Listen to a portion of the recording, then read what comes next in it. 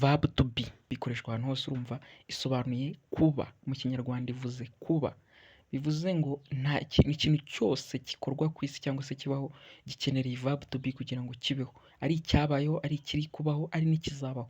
Ngo reka turebere hamwe uburyo wayikoresha mu buryo bwihuse cyane ntabatindiye.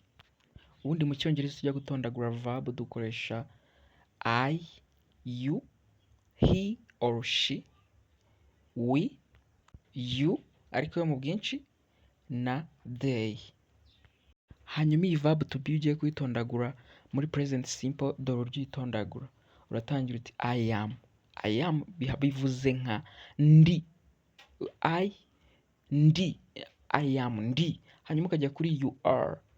Uri. Hanyuma ukajya kuri he or she. Aho ngaho havuga he is or she is. Ni na ni. Iyo he is ihagarariye umuhungu, uri kuvuga umuhungu. Hanyuma she is igahagararira umukobwa. Ni. Hanyuma ukamanuka hasi kuri we. We are. Turi. Uba ugiye kuvuga wowe n'undi muntu cyangwa se wowe n'irindi tsinda runaka ariko iryo tsinda ukaba uririmo. We are. Hanyuma you are. Iyo you tugezeho ni iya you yo mu bwinshi. Uba ugiye kuvuga abandi bantu ariko barenze umwe. Ya you yo hejuru twabonye yo yivuga umuntu umwe, uri kuvuga ngo wowe kanaka, ariko you yo hasi mu bwinshi bivuga abantu bo ku ruhande runaka ariko bari mu bwinshi. Hanyuma tukajya hasi kuri they are.